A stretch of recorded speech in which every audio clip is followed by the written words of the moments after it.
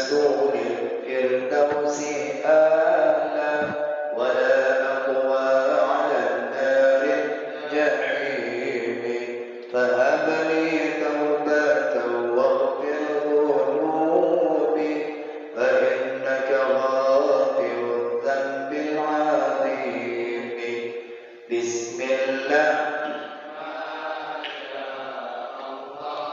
لا يسوق الخير إلا الله بسم الله ما شاء الله لا يصرف سوءا إلا الله بسم الله ما شاء الله ما كان من نعمة فمن الله بسم الله ما شاء الله لا يأتي بالحسنات إلا الله بسم الله ما شاء الله لا حول ولا قوة إلا بالله.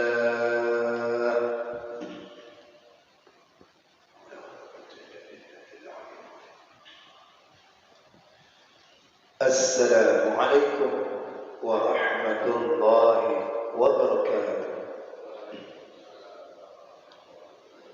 الحمد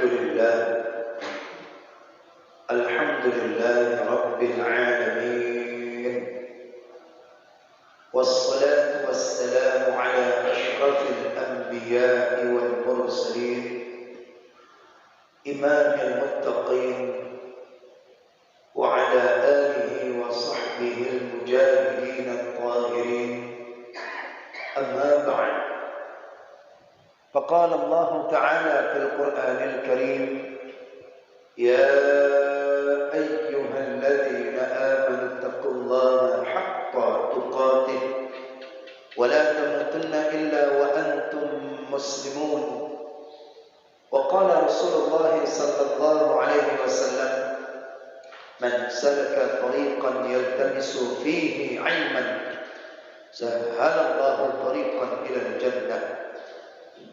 Barang siapa yang berusaha keras untuk mendapatkan suatu ilmu, niscaya Allah akan mudahkan jalannya menuju ke surga. Mudah-mudahan kita termasuk golongan-golongan yang disabdakan oleh Nabi sallallahu alaihi wasallam dalam hadis riwayat Imam Muslim. Shadaqallahul azim wa sadaqallahu rasulul karim.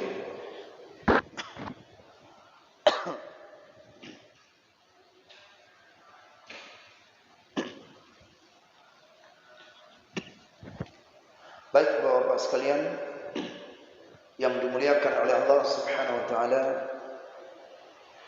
kita akan melanjutkan pengajian kita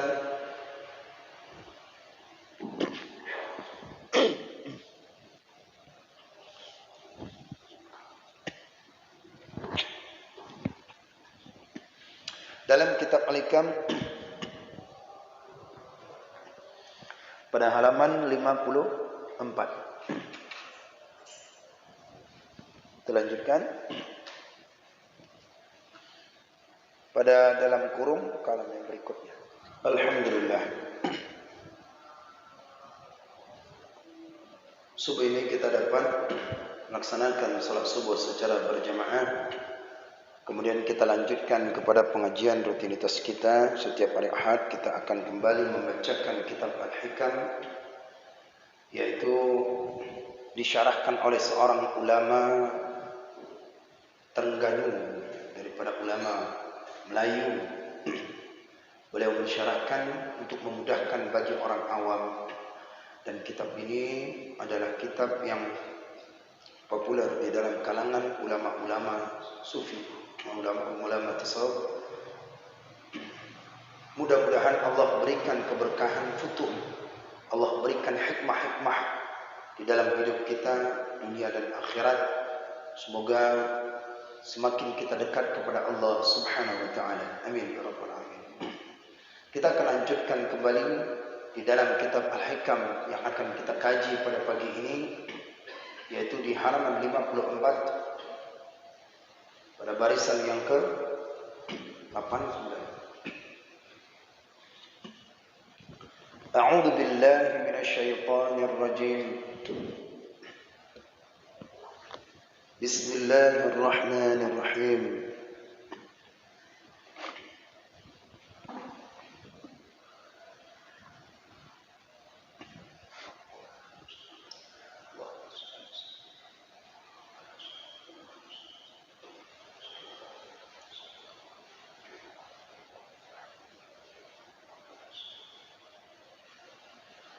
Khairun ma tatlubuhu. Dan kata Syekh radhiyallahu anhu, khairun ma tatlubuhu, khairun ma tatlubuhu minhu ma huwa talibuhu minka. Khairun ma tatlubuhu minhu ma huwa talibuhu minka. Yang artinya, sebaik-baik yang engkau tuntut akan dia daripadanya itu barang yang ia menuntut dia daripadamu. Sebaik-baik yang engkau tuntut akan dia daripadanya itu barang yang ia menuntut dia, barang yang ia menuntut dia daripadamu.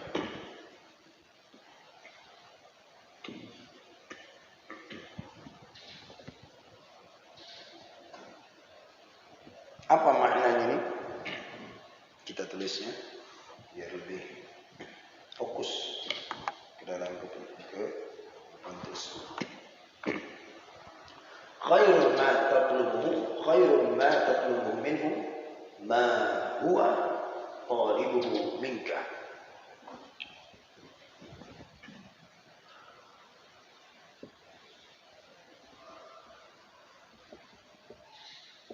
Kata Syekh,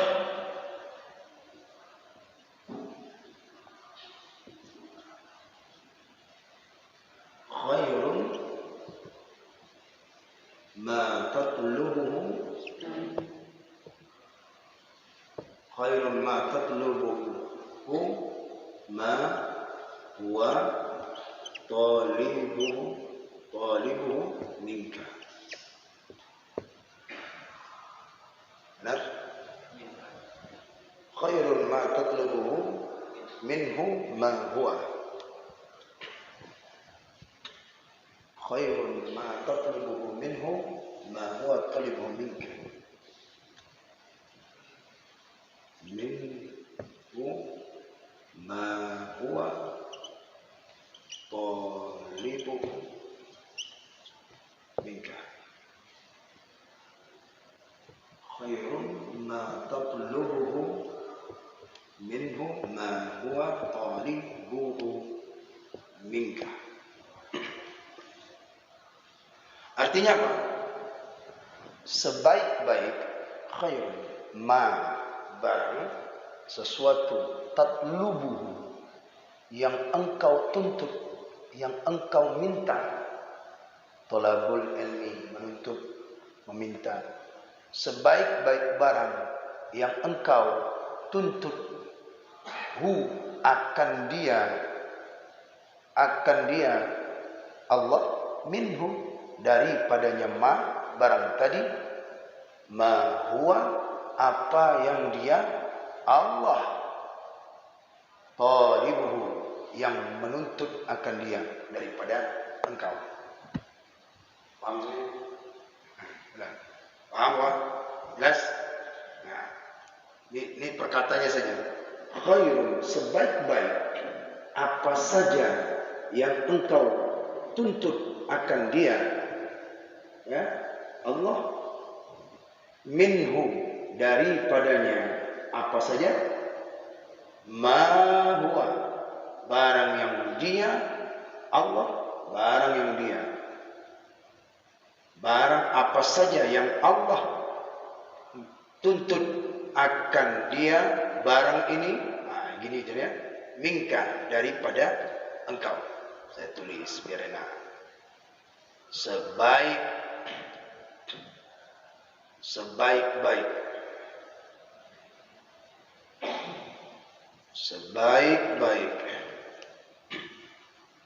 apa saja yang engkau tuntut atau engkau minta, tuntut minhu, dan akan engkau tuntut akan dia, sebaik-baik barang yang engkau tuntut akan dia, itu Allah, daripada sesuatu mahwa apa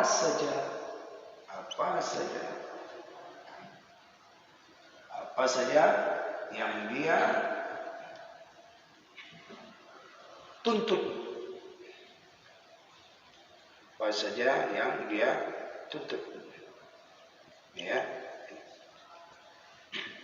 daripada engkau.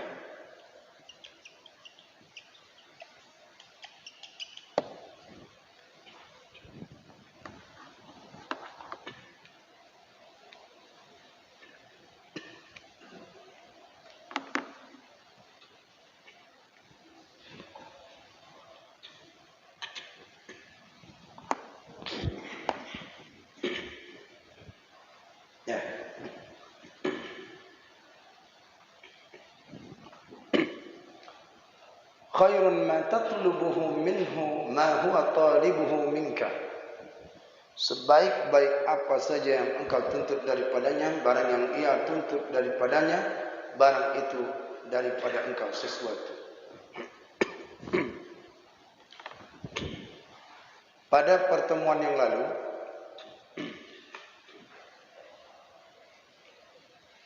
di kalamnya Syekh Ibnu Athaillah Al-Iskandari yang pertemuan yang kita bahas, kalau Bapak masih mengulang ya, atau masih mencatat atau masih membaca-baca ya, kalau senang menuntut ilmu itu artinya dia mengulang apa yang akan dipelajari minggu lalu, supaya apa? Supaya nyambung dengan pelajaran yang sekarang ini. Dia membaca, namanya mutolaah.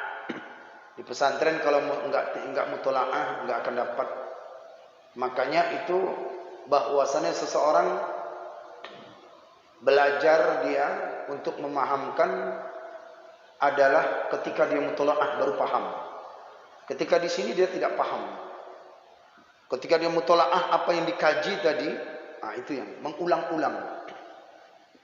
Jadi pada penyambungan yang lalu, pertemuan daripada yang lalu kita bacakan kalamnya Syekh Ibnu Athaillah, bahwasannya nikmat yang paling besar itu adalah nikmat zahir dan batin. Masih ingat kan?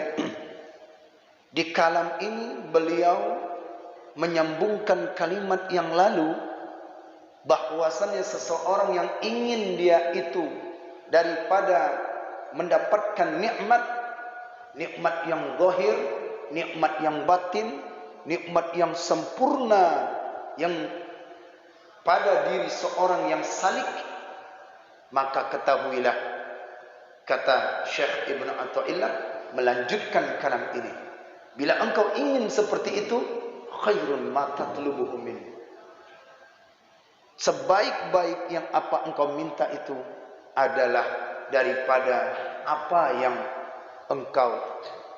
yang dia tuntut daripada engkau. Paham ini kira-kira Pak? Paham? Jelas? Saya ulang sekali lagi ya. Ulang. Pada minggu yang lalu, bahwasannya seseorang di dalam dia itu orang yang salik, dalam dia itu tasawuf, dalam Syekh Ibnu Athaillah, maka seharusnya dia itu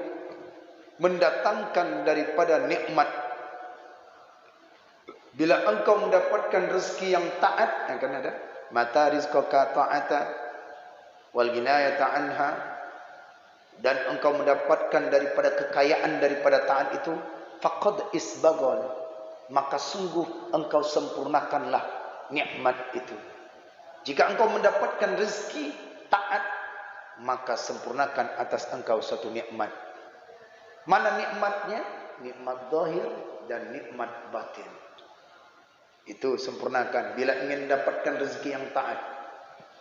Setelah diuraikan oleh para ulama-ulama tentang kalamnya Syekh Ibn Athaillah yang lalu, maka beliau Syekh Ibn Athaillah Al-Iskandari yaitu menguraikan kembali kalamnya Syekh Ibn Athaillah dengan tema yang berbeda. Kemudian dijabarkan oleh para ulama-ulama untuk memahamkannya. Apa dia? Jika engkau ingin sempurnakan daripada nikmat, karena nikmat yang paling besar itu nikmat zahir dan nikmat batin, itulah rezeki yang sebenarnya, maka sebaik-baik permintaan yang engkau minta kepada Allah itu adalah apa yang Allah minta kepadamu. Paham? Jelas ini? Hah? Belum juga? Hah? Mau minta masuk kerja, sudah? Ini pakai akal ke situ baru bisa masuk. Mau minta masuk kerja ke tempat PT Pulan. Tapi ketika masuk kerja di tempat PT yang kita inginkan, manajer kita, pemilik pengusahaan itu telah membuatkan satu. Okey, kalau mau kerja, baik. Sekarang saya minta. Apa itu? Penuhi segala sesuatu yang ada di dalam peraturan ini, engkau akan bisa masuk. Bisa paham kan? Nah, itu baru bisa masuk. Ya, jelas ya? Bila ingin masuk dalam wilayah yang kita minta kepada Allah, penuhilah permintaan Allah. Penuhi permintaan Allah. Jangan hanya ketika kita tuntut, ya Allah. Tuntut itu maknanya minta. Maka oleh karena itu sesuatu apa saja yang ingin kita minta kepada Allah, yang kita mohonkan kepada Allah, itu adalah dengan doa. Dengan doa. Dan doa itu merupakan intisari daripada segala ibadah. Ad-du'a'u mukhul ibadah. Doa itu adalah intisari ibadah. Makanya ada orang sebagian mengartikan, ya, yang makna kita tuntut ini artinya doa, ya. Doa. Jelas kalau kita tuntut kepada Allah itu adalah doa. Kata Nabi sallallahu alaihi wasallam, ad-du'a'u mukhul ibadah. Apa ini? Doa'u mukhul ibadati. Hadis Nabi sallallahu alaihi wasallam. Ada orang mengatakan doa itu otaknya ibadah. Itu secara umum. Ya, tapi saya tidak sependapat. Nah, apa yang disampaikan oleh guru saya almarhum Ustaz Hafiz Yazid, beliau mengatakan beliau lebih cenderung artinya apa? Doa itu intisari ibadah. Jadi bila seorang itu dia berdoa, maka dia telah melakukan ibadah. Nah, sekarang bila seorang itu ingin dia apa saja, dia meminta apa saja yang dia mintakan kepada Allah ini, dia minta kepada Allah. Okey, baik. Sekarang penuhi permintaan Allah daripadamu. Ya. Ingin doa kita dikabulkan. Permintaan kita, ya Allah, berikan saya rezeki, ketaatan, nikmat zahir dan nikmat batin. Baik, saya akan berikan, kata Allah. Baik. Sekarang apakah kamu sudah memenuhi apa yang aku pinta? Gitu kata Allah. Wa huwa talibuhu minka. Sudah tidak? Nah, ini dia. Kalam ini walaupun dia ini singkat tapi dalam maknanya. Sehingga seorang yang apabila sudah masuk ke makam wilayah ini, maka sebaiknya dia penuhi daripada apa saja keinginan Allah. Apa saja keinginan Allah, maka diterangkan oleh Syekh Ibnu Athaillah dalam syarahnya, yaitu Syekh Abdul Malik Treganan. Beliau berkata, lihat lanjutannya, penjelasannya, ya. Dan demikian itu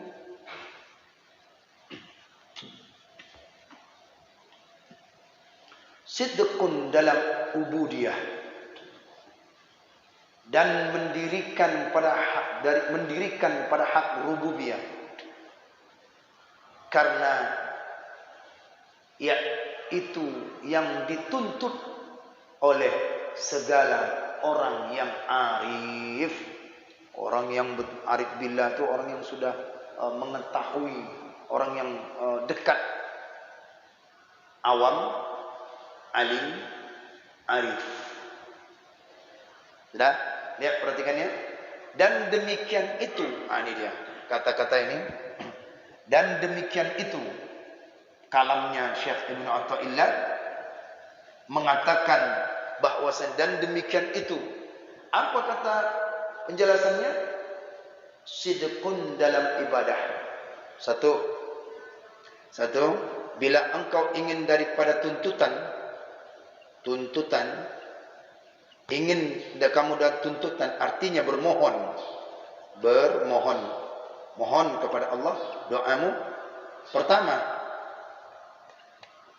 pertama sidqun ibadah, sidqun ubudiyah, sidqun ubudiyah. Apa makna sidqun ubudiyah? Seorang itu harus tunjukkan benarnya dia ibadah. Nah, seorang itu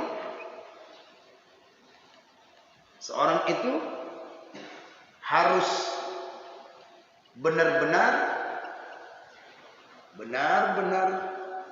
dalam beribadah. Artinya seorang itu harus tunjukkan dalam penghambaan dirinya sebagai hamba. Penghambaan dirinya sebagai hamba. Tunjukkan. Bila kita ingin minta tuntutan ini, tuntutan bermohon kita yaitu supaya dapat nikmat zahir,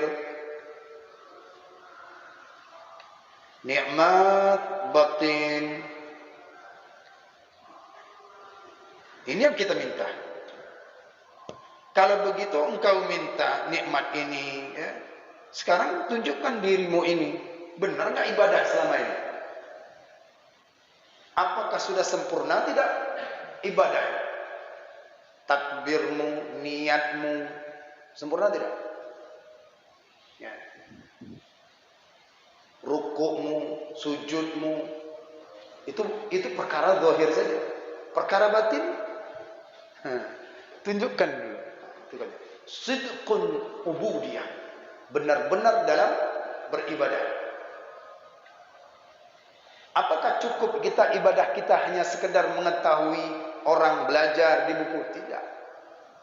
Walaupun kita tunjukkan di bukunya, kalau dia belum sampai kepada makam untuk dalam paham, tak bisa.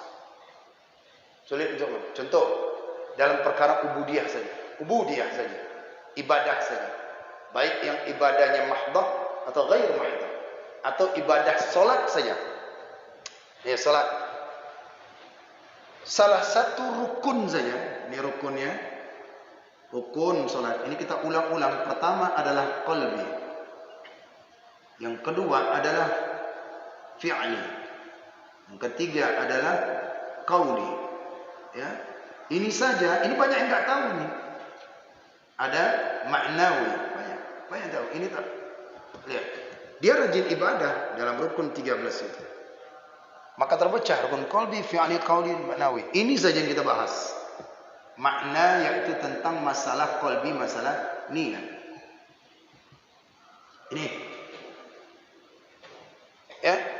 Ketika seorang itu dia berkata bahwasannya itu niat solatnya, dia katakan solat kita tak perlu niat.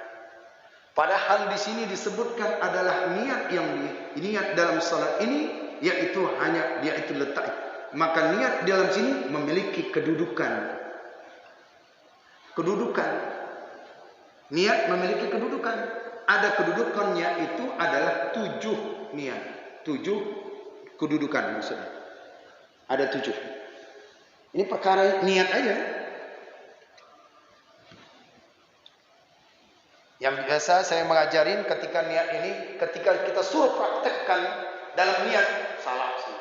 Kenapa? Sa'dim. Begitu disebutkannya usolli fardhu subhi rak'atain mustaqbil kiblati ada alillahi ta'ala. Itu katanya niat. Nah ini niat. Jadi tidak, saya udah di rumah niatnya. Usolli tidak sah. Itu perkara niatnya. Udah benar enggak ini?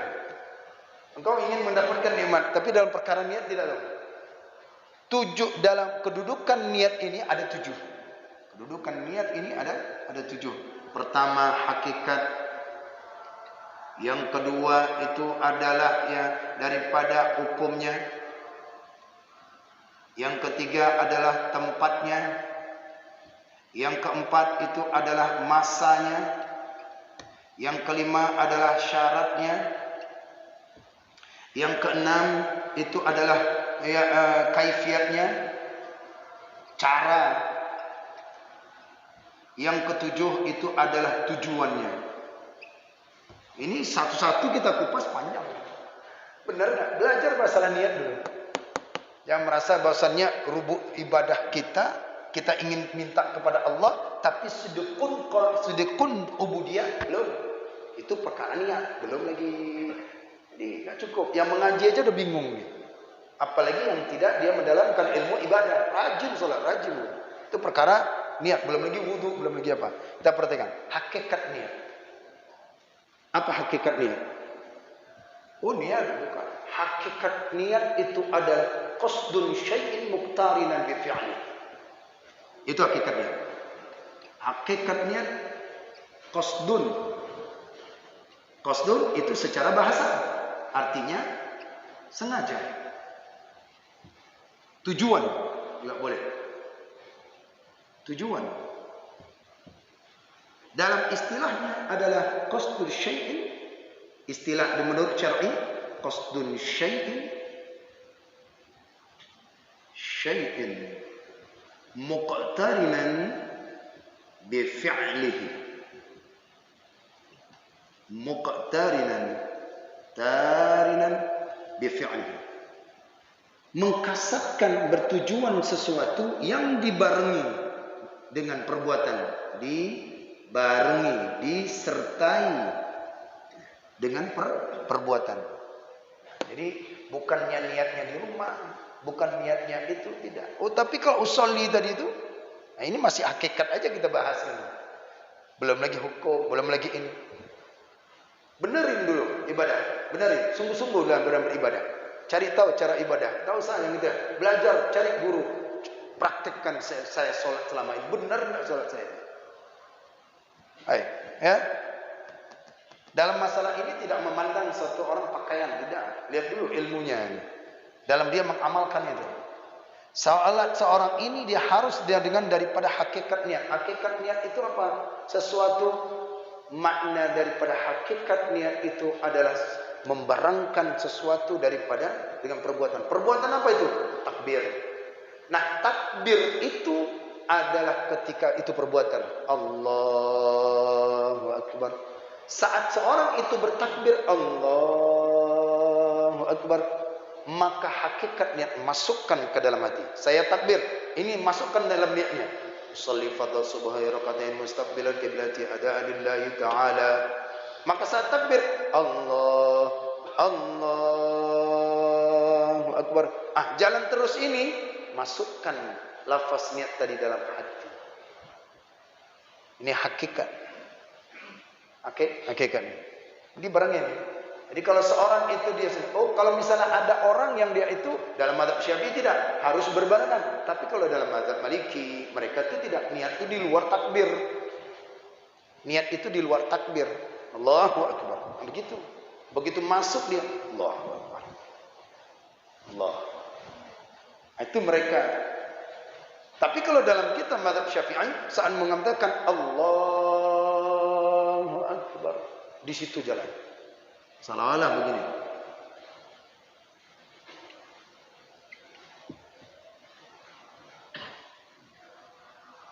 Mulai daripada alif dan sampai ra, nah di sini masukkan niat. Sini masukkan niat di antara. Di mana tempat niat itu? Qalbi. Masuk kepada yaitu 3. Di mana tempat niat? Itu adalah hati. Itu adalah hati. Di dalam hati.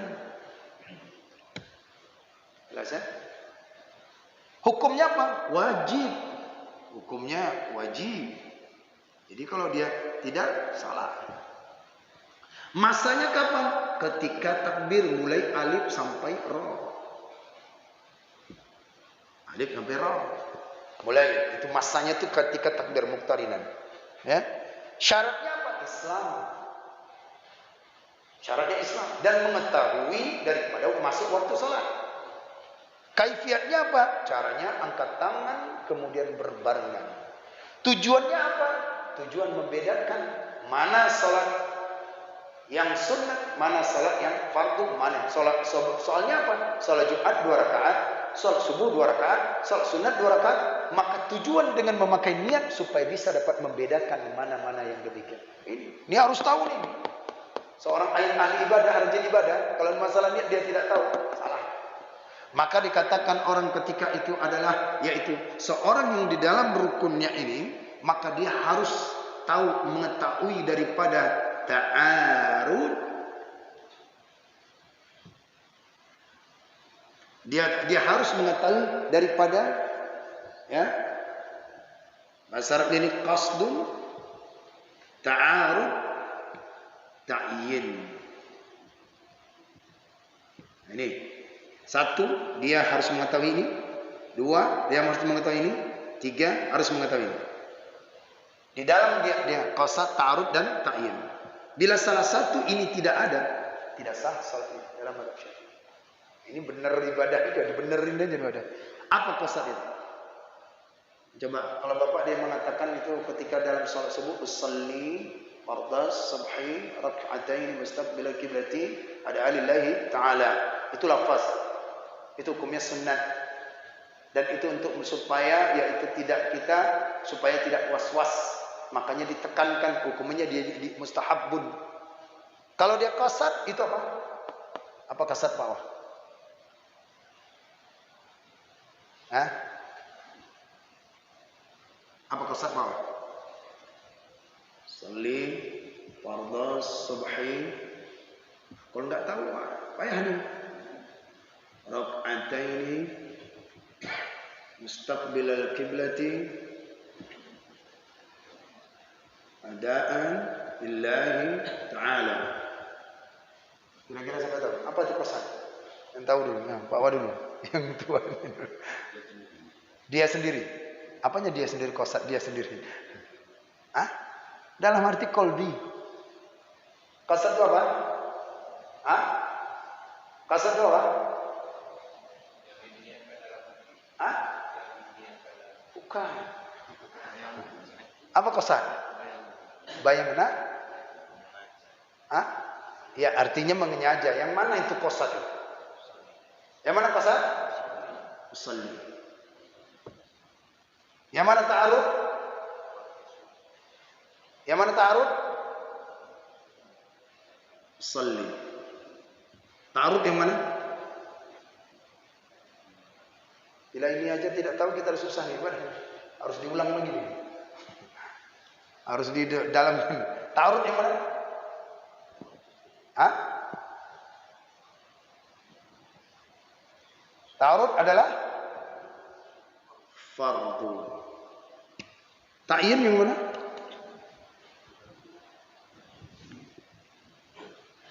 Ta'yin yang mana? Waduh, apa? Hah?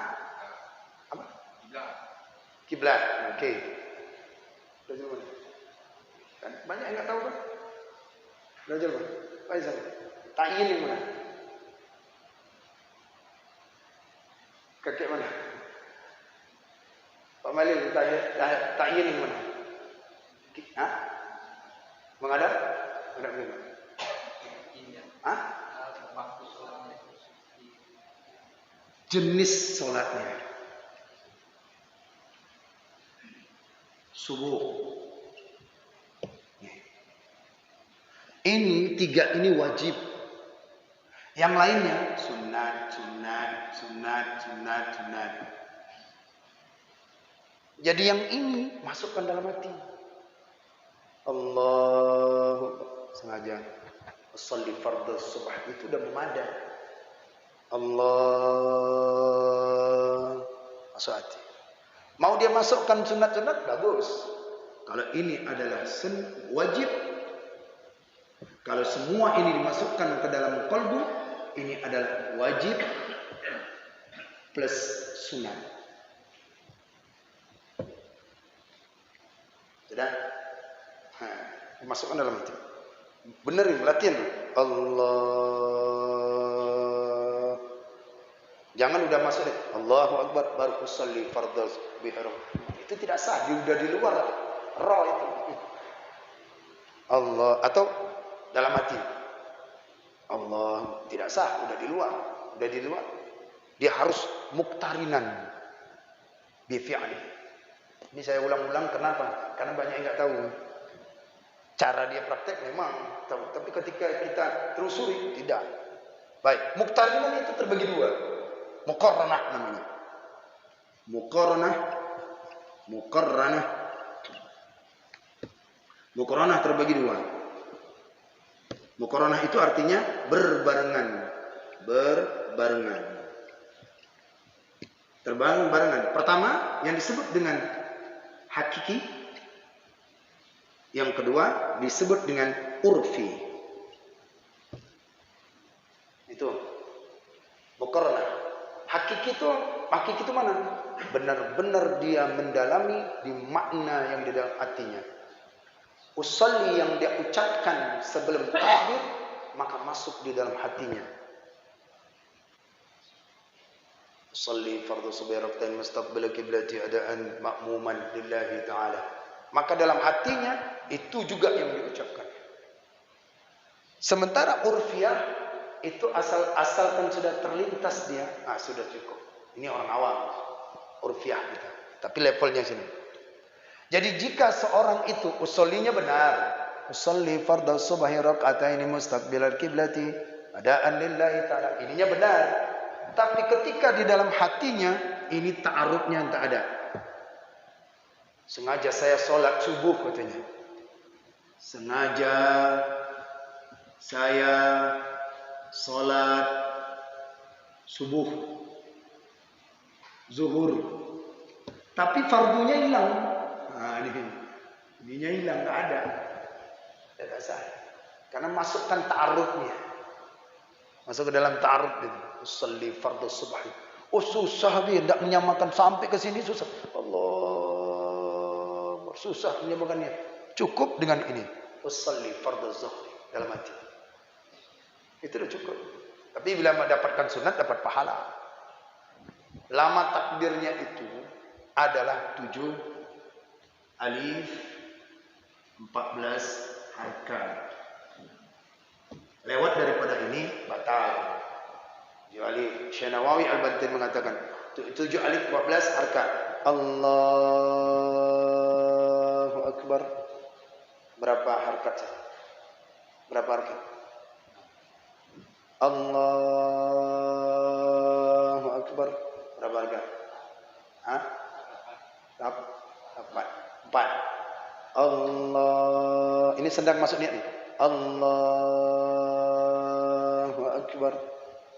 Dajjal coba berapa? Coba takbir.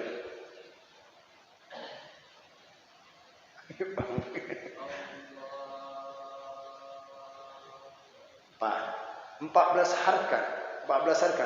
Allahu Akbar. 14. Lewat 15 batal. Masih ada waktu masuk ke niat nih. Allahu Akbar masuk. Ya, berarti 45 itu masih ada bisa masuk. Memadal ini. Nah, barengkan ini dia. Baik hakiki. Sidqun ubudiyah. Bagaimana bisa doa kita diterima oleh Allah sementara ibadahmu tidak benar? Benarkan dulu. Niat aja gitu perkara kita banyak persoalannya. Niatul mu'min khairu min amalihi. Niatnya orang beriman itu lebih baik daripada dia mengamalkannya. Baik, ya, belajar niat. Belajar bukan belajar niat nanti ketika orang, oh, ayo Pak, ke masjid, ya saya niat aja, ya. Bukan. Kalau puasa boleh. Kalau puasa itu boleh, dia itu ketika seorang itu dia tidak mau berniat malam hari. Tapi kalau salat harus berbarengan dengan rukunnya takbir. Allah. Ini mazhab kita Syafi'i, Maliki, Hambali, Hanafi di luar dia. Dia di luar. Ya. Itu perkara niat saja. Belum hal-hal yang lain. Belum kita Fatihah, belum ruku', belum tasyahud, belum ini aduh, insyaallah. Kalau enggak itu, makanya kata Nabi SAW ketika ada sahabat yang sholat itu, begitu dia salam diampirkan Nabi, irji fa'ilam kan tusalli, kembali kamu balik lagi sholat. Udah tiga kali dia sholat disuruh Nabi ulang, ya Rasulullah, alimni ya Rasulullah bagaimana cara sholat, belajarlah, ajari kami bagaimana cara sholat. Disitulah mulainya wajibnya menuntut ilmu tentang bab sholat. Jangan merasa minder kita, bahwasanya kita ini memang tak tahu salat, bilang aja tak tahu. Ya, mungkin kalau satu-satu kita praktikkan cara salat, oke, gerakan sudah tahu, dari dulu kita tahu. Tapi kalau dari segi bacaan, niatnya, mana rukunnya, mana maknawinya, maka benarkan. Ya, dalam kitab Tajul Arus kan, bila engkau ingin mendapatkan rezeki, perbaiki salatmu. Itu ya, baiki salat. Baik ya, satu. Ini satu. Yang kedua, mendirikan pada hak rububiyah.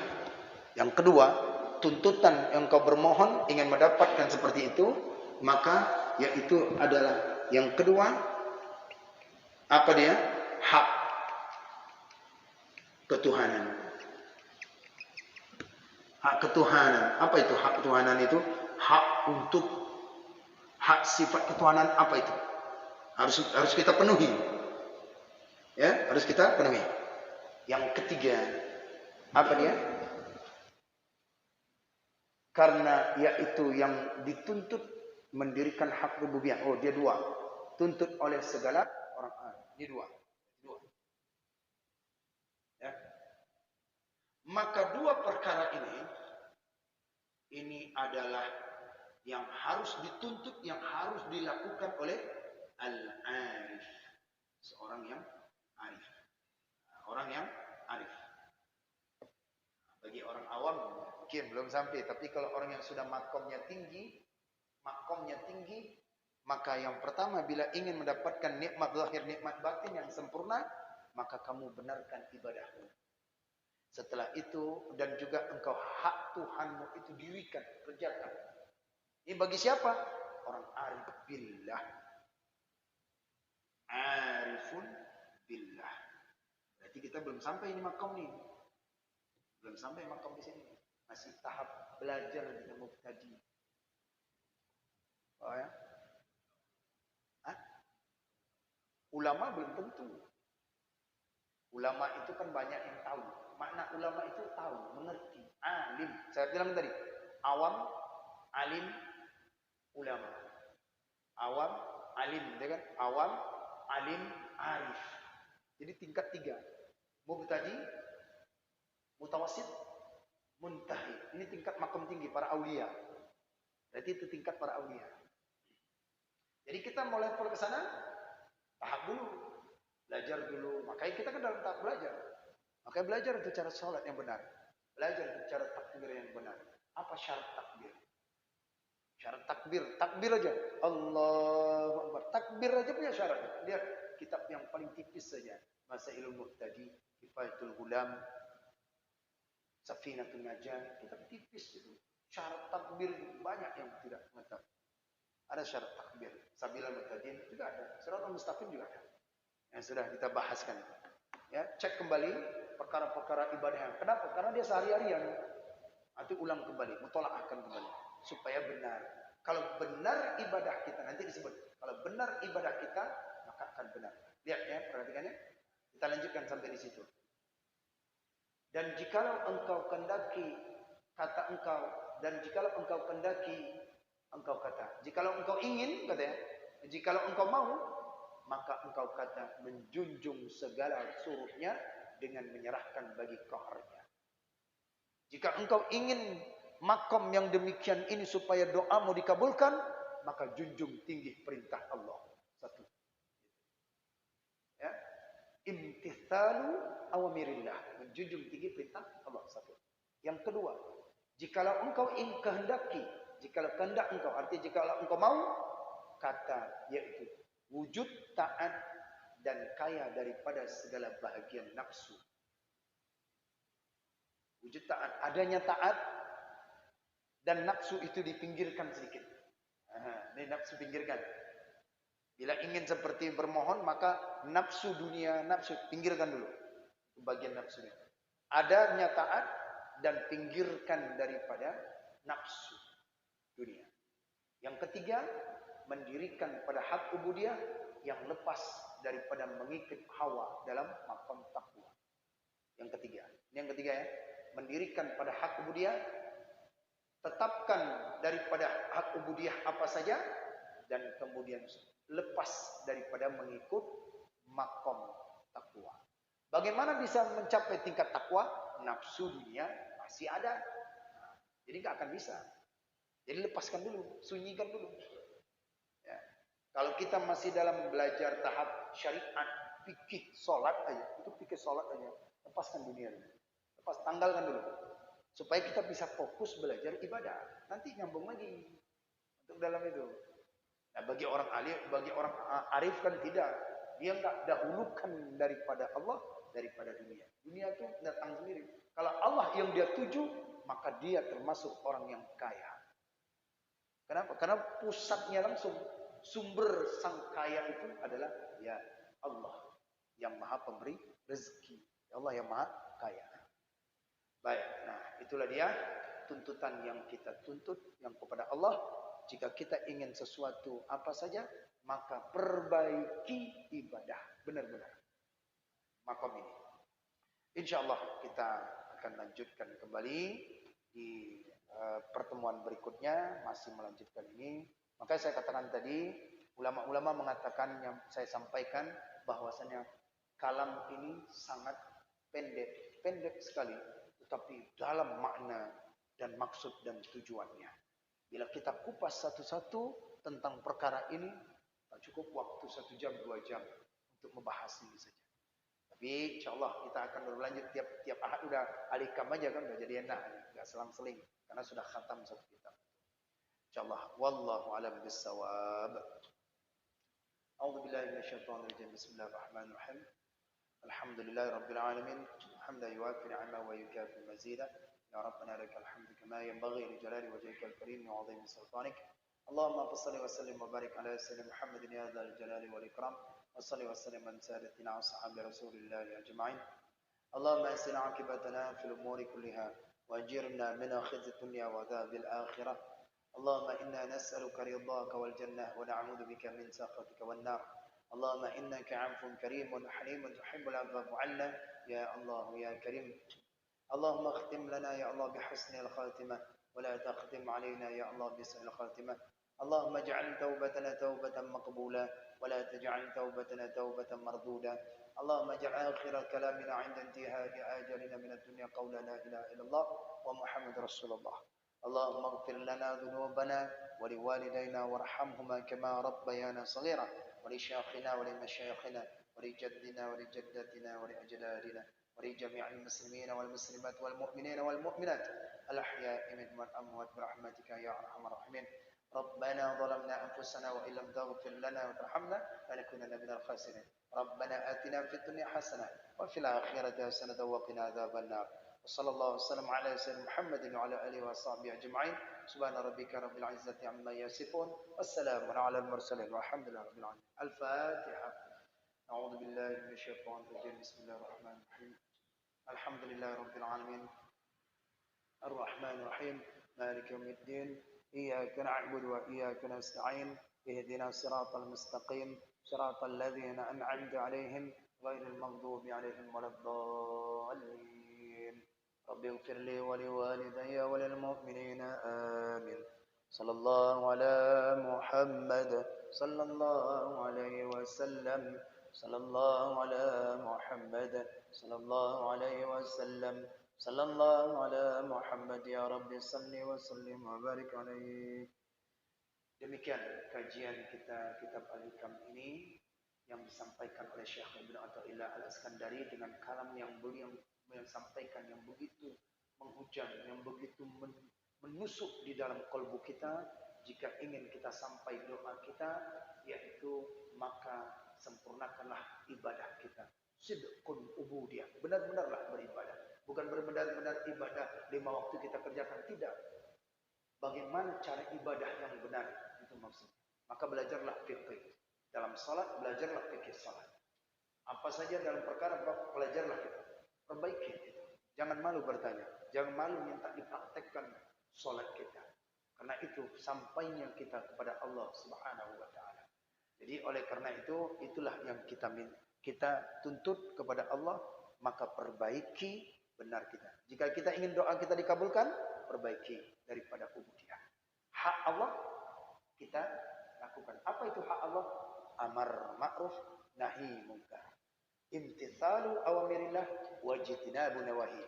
Menjunjung tinggi perintah Allah dan menjauhi segala larangannya. Itu hak Allah. Nah sekarang apa yang kita mintakan kepada Allah? Yang permintaan kita yang baik apa? InsyaAllah minggu depan kita akan lanjutkan.